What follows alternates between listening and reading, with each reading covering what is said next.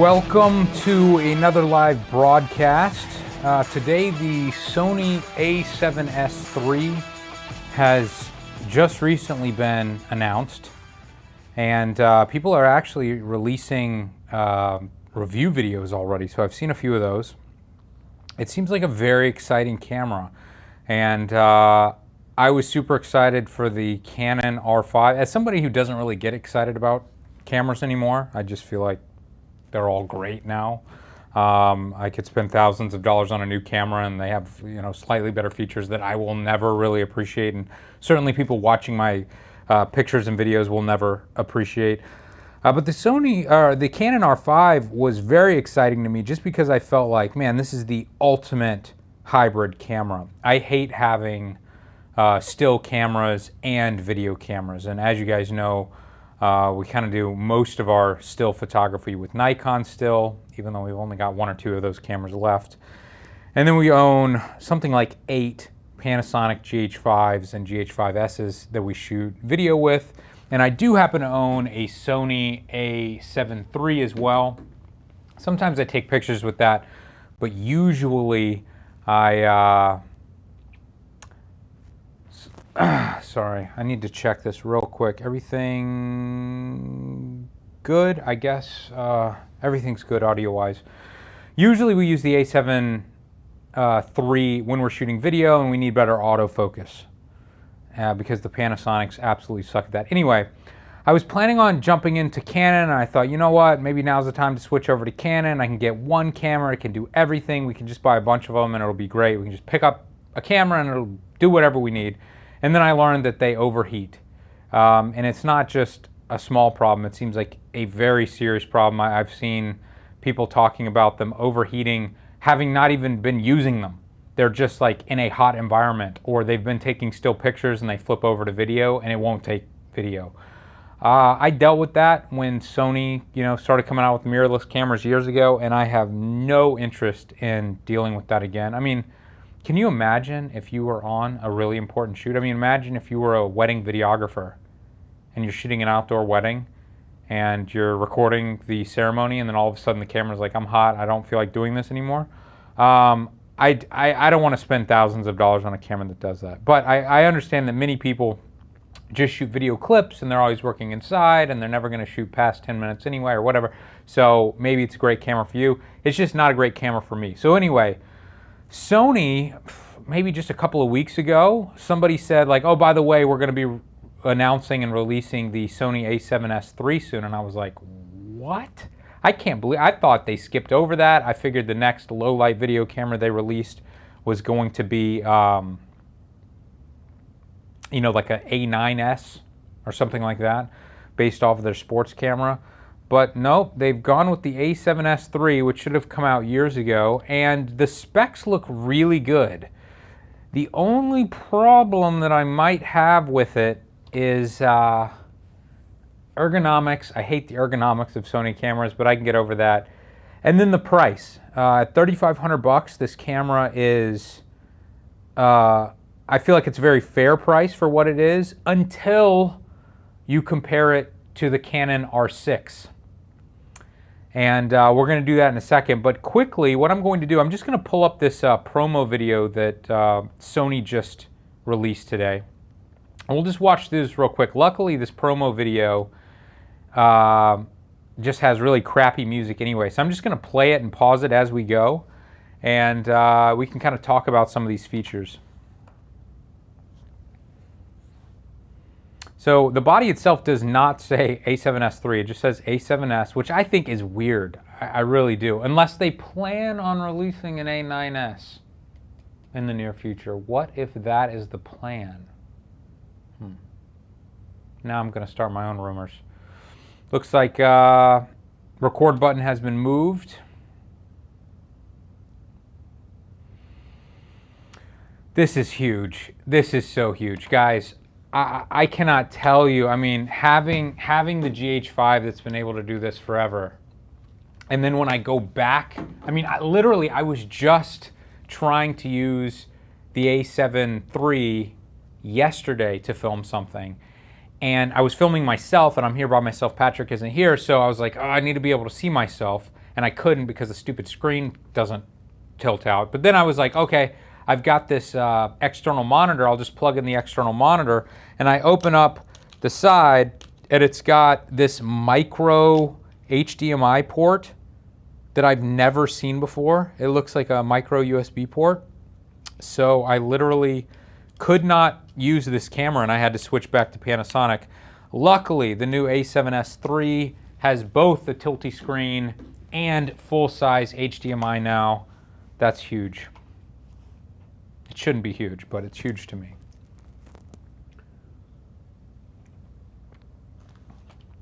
.1 megapixels. Now, a lot of people are going to be upset about this. I don't know how upset I am about this. I would prefer a camera that is better at video than stills, but can take stills. But at the same time, I want it to be a little bit better at stills than my GH5. I don't know how many megapixels, maybe it's got 20 or something, but it's really bad in low light. So I'm willing to give up megapixels for ISO performance.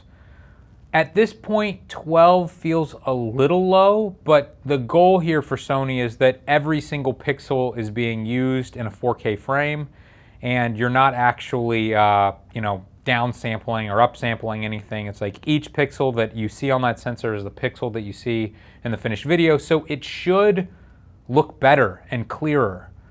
The problem is that I'm not sure that's true. I watched a review by Tony Northrup, I think that's his name, and he just quickly touched on this. He was like, yeah, I just compared the video with the Canon R5 and R6, and both of them look better.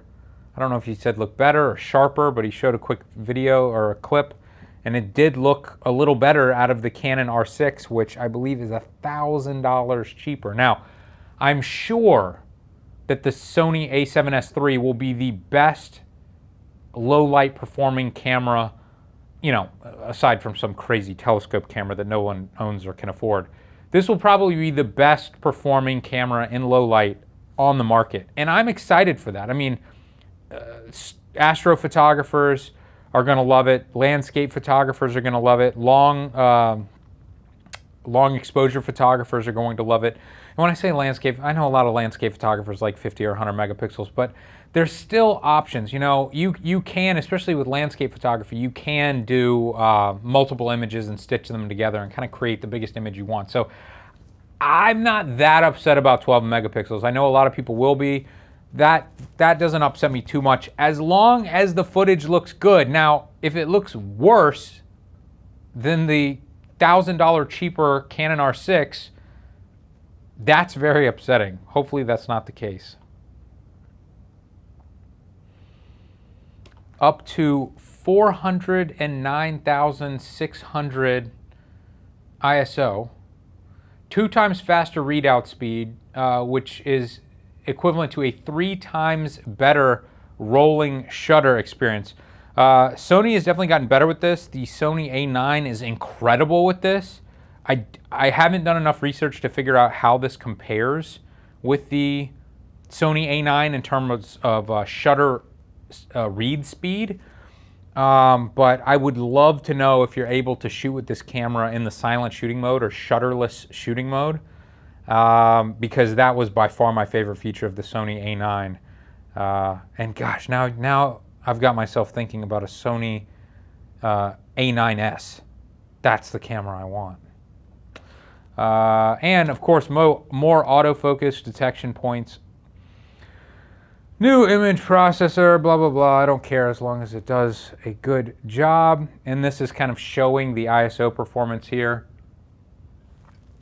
It's kind of hard to tell on a, small clip YouTube compressed video.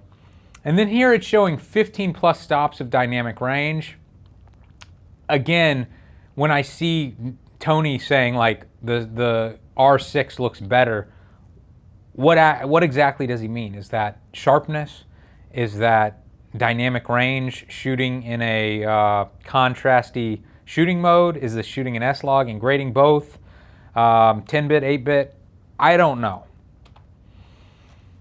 But more dynamic range would be great. Unparalleled movie recording performance. We're going to skip through this. All right, so here it says it can shoot at 120 frames per second in 4K while autofocusing. A lot of cameras lose a bunch of features, including the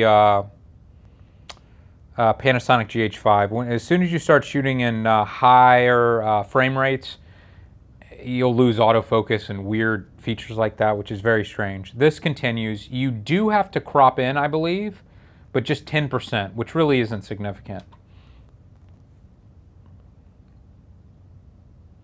And I do recall Tony saying that when shooting at 120 frames per second, it was significantly better looking on the Sony than on the Canon. So take that with a grain of salt, because Tony's review really seems kind of like a in-depth first look more than a really detailed review at this point. I don't know how long he's had the camera for. Here we go, 10-bit. That's something that the GH5 has had for a while. And then this is crazy. I mean, I don't know how this is going to work, but 16-bit raw video output if you have some sort of external recorder that currently doesn't exist. I got to be honest with you guys. I mean, every time I've tried to shoot 10-bit, I just have so much trouble with the footage in my computer wanting to explode that I just haven't really gotten into it. So the idea of shooting and editing 16-bit raw video in 4K seems absolutely insane to me, and I'm not sure how this little external recorder is going to be able to handle that, but maybe it will. Who knows? Got a couple of super chats here. Let me make sure I haven't missed any. I'm having to read super chats on an iPad because I've got the screen that I would normally be reading everything on has this Sony video on it. Aram says, Gerald Undone tested the a7S III at 13 stops of dynamic range and the Canon R5 at 11 stops. Interesting. I don't know why they gotta lie. Andrew says, I still think it's ridiculous that the Sony a7R IV has 61 megapixels. Haven't researched it too much yet, but I bet it's garbage in low light. I currently use the R3. Yeah, I mean, like I said, I'm not a huge megapixel fan. I don't feel like megapixels are, you know, the most important thing. Especially, I remember, you know, a few years ago when Nikon cameras, their top of the line sports cameras were 12 megapixels and they were like the greatest cameras in the world. They were sending them up to the space shuttle and the ISS, and that's what they were shooting up there with. So, I mean, 12 megapixels can definitely be fine, especially for what 99.99% of you guys shoot. 16-bit, I don't know who's going to be using that, but it's cool they threw it in there. And then we've got some new codecs that are supposed to be better. Twice the compression. 10-bit HDR shooting. This is something else that I haven't really gotten into. I've tried to learn a little bit about HDR and the different formats and what type of monitors you have to watch it back and everything, and I've basically just kind of given up on it. So I'm sure some of you are very excited by this. Again, I make freaking YouTube videos. I don't know about you know, 10-bit HDR videos coming anytime soon from us.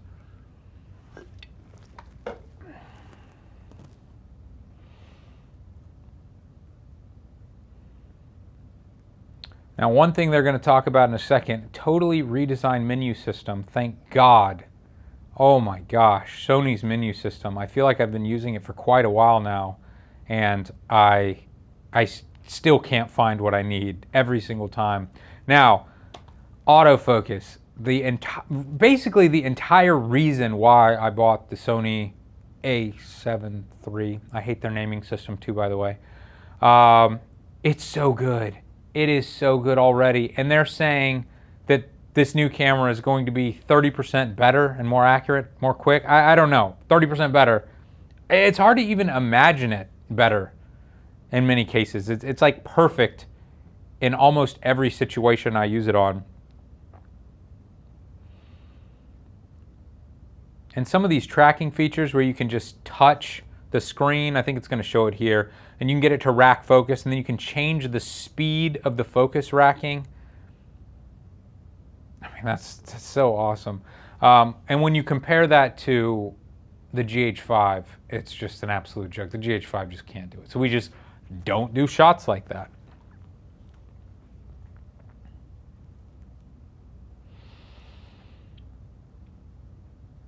By the way, guys, if anyone is watching this on fstoppers.com, click on over to YouTube. You can join the live chat. And make sure you subscribe. This is a brand new YouTube channel as well. We have a regular F-Stoppers YouTube channel, and then this is the F-Stoppers Live YouTube channel, which at the moment is filled with a lot of coronavirus journal videos where we just randomly make videos and kind of talk about the pandemic and the lockdown and everything. But I promise you that will be ending soon, because hopefully the lockdown and the pandemic will be ending soon. Hopefully. Okay, so image stabilization. This is a big one. Image stabilization is probably one of the greatest features on the Panasonic GH5. It is, when I first used it, it was so far ahead of any other camera I had ever used. I mean, it was almost magic. Like I could just hand hold it and it would look like I was on a tripod. And this camera has allowed us to shoot without a tripod 95% of the time. In the past, when we'd go out in the field to film some video, we'd always bring tripods, and we almost never do now. They're just not necessary anymore, unless, of course, we're filming ourselves, then we need it. The reason that larger sensor cameras haven't been able to do it is because, one, there's a lot more movement going on that's harder to deal with the larger sensor. But the main issue is the read speed of the sensor and the rolling shutter. So what will happen is, even if the sensor can move and compensate for the movement in the body of the camera, you're getting that jello movement in your frame. So even if everything looks stabilized, it's going to be wobbling. Which, in my opinion, totally ruins the shot, makes it unusable. And the GH5 was the first camera I've ever used that was able to completely mitigate that. I'm hoping that the Sony a7S III will be able to mitigate this as well. And maybe this camera could be just as good. That would be amazing.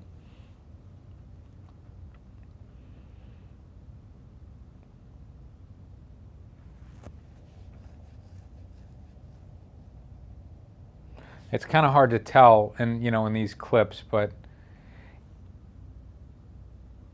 so the active mode, I'm going to go back so we can watch this one more time. Watch as this girl walks forward. There seems to be a little bit of like pulsing or something. It's certainly not as bad as it used to be when it looked like this, but I don't know if it's still as good as the GH5.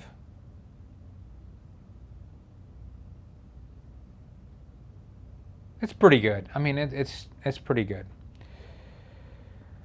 Let me read this. I don't know if I've read this before. Enhanced audio quality, digital audio interface, 4-channel, 24-bit recording available with optional XLR K3M. The funny thing is, I bought an XLR adapter with a built-in microphone that looks just like that for my a7 III. I've never opened it. It's still in the box around the corner. I'm hoping that it's the same one and they haven't updated it. I'm hoping. So I don't have to buy another one. But it's cool. Like, we use the little audio interfaces for the GH5. We love them. I'm using one right now, actually. Yeah, that's definitely looks like what I bought. Highly capable still image capture. This is what I haven't been totally clear about. How does the camera perform when you're shooting in shutterless mode? And I haven't heard anyone talk about it either, which is weird. It seems like that's a huge feature these days. People keep saying I need to watch the Gerald Undone video. Eric says, check out the Gerald Undone review. You'll want to pre-order a bunch of them. Leading dynamic range for mirrorless, no overheating, and dual ISO at 6400 and 16,000. All right, I'm going to watch the Gerald Undone video after I wrap this video up.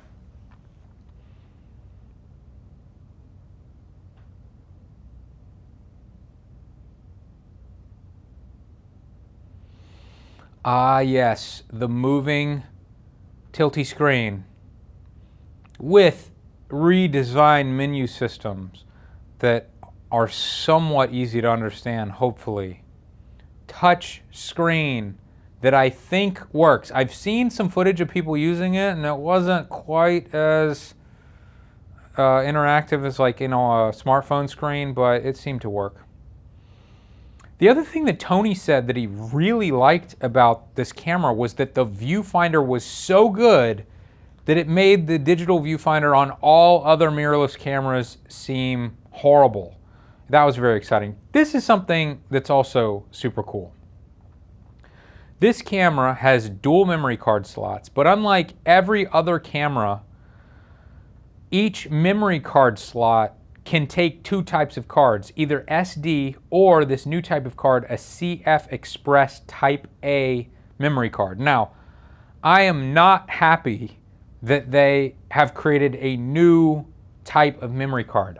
I hate these wars that the cameras have. I just wish they could come to an agreement and everybody could just say, we're going to go with CF Express Type A, or we're going to go with whatever the heck Canon is doing, or whatever the heck Nikon is doing. I just want it to be all one thing, but I love the idea that you could put SD cards in this that you already have, or these crazy fast ones if you need to shoot 4K, 10-bit, or whatever.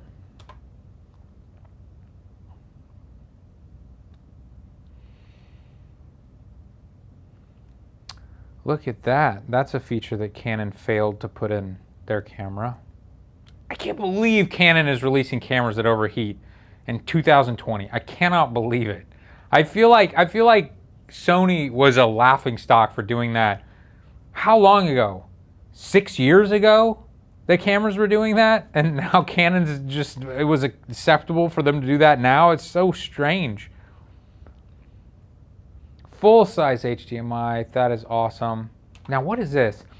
USB Type-C connector with 5 gigabits per second. That's awesome. I mean, I don't even know if you really need a card reader. It's like the card reader is built into the cameras finally. You just plug in a USB-C cable, and boom, it sends over at 5 gigabits per second. That's going to be huge. And you could, as I understand it, you can plug the camera in and just let it run forever on USB-C power, which is awesome. With the GH5s, we have these dummy batteries, and it's just one more thing you have to deal with. So the idea you just plug in a USB-C cable, it does everything. It's awesome. So the other thing is 5 gigahertz Wi-Fi.